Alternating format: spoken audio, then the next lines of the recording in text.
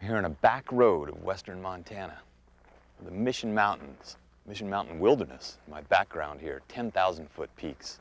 In the valley bottom here, prairie potholes. I'm going to meet up here with Denver Holt of the Owl Research Institute shortly. It's late in the evening, 7:30 p.m. He assures me there are short-eared owls doing courtship displays in this area. So Denver, what a beautiful place to establish an Owl Research Institute. Yeah. Tell me something about this place. What strikes you?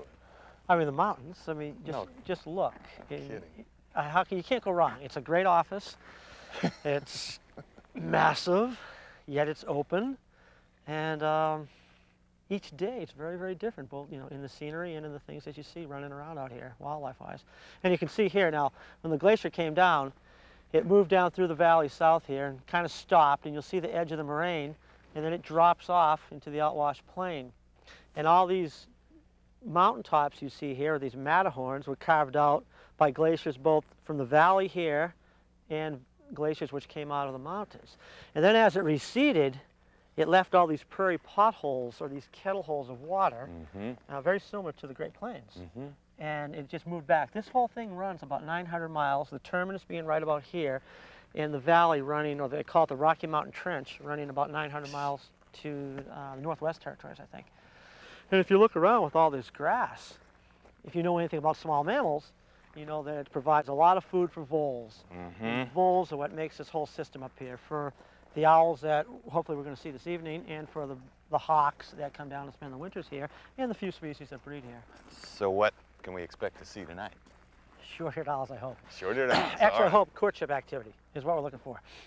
And what we'll see, if we pan this way here, for instance, in the next half hour, 45 minutes, I'm hoping we're going to see a short-eared owl come out, take off from the ground, go into its courtship flight, which is called sky dancing, and perform for us both its hoots and its toots. And then its diving and its wings flaps. Yeah. So a male will go up like this, and he'll go up, up, up, up, up, several hundred feet, and I hope we get to see it. And he'll go.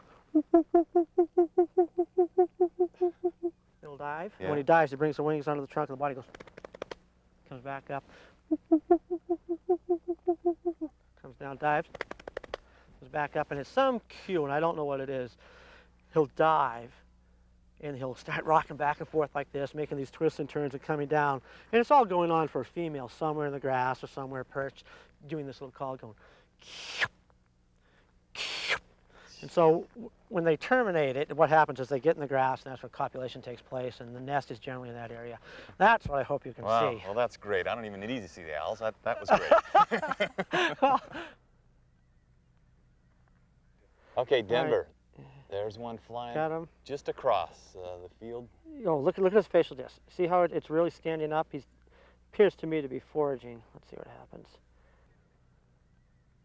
All right, Dick, here we go. Now, look at the flight here. It's not a foraging flight. There's something else going on. It's a mixture, I would say, of courtship plus aggression. So how do you know it's not a foraging flight? The wings are being lifted very high? It's very, very exaggerated.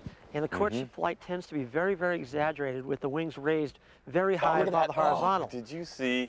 I saw clapping the wings down together. But when they tend to do it this low and more on a horizontal plane like this, my impression of that over the years has been that tends to be more aggression.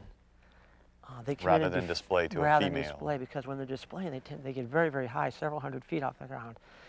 But when they seem to be aggressive towards another owl or even a human intruder like myself, they come in on the horizontal plane and they wing clap at you. And so that seems to be what's happening there. We did see another owl, which perhaps could indicate that. All right, Dick. Now it looks like this owl is going to go up into, I hope, a sky dancing or courtship flight. And you can see the big, big, I would call the power flaps, and some people call it a sachet. And it's going up. Now the wing beats are getting quicker.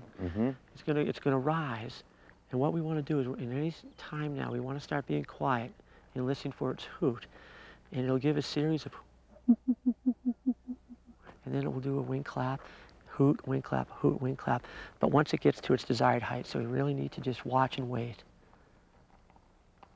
It's just cruising still. Yeah, yeah. Oh, there it is, right there, right. Oh. Okay, now you see that? You see the wings are brought under the trunk of the body, and then they're slapped together. And again, the process at which they're slapped together is really not known yet. There it goes.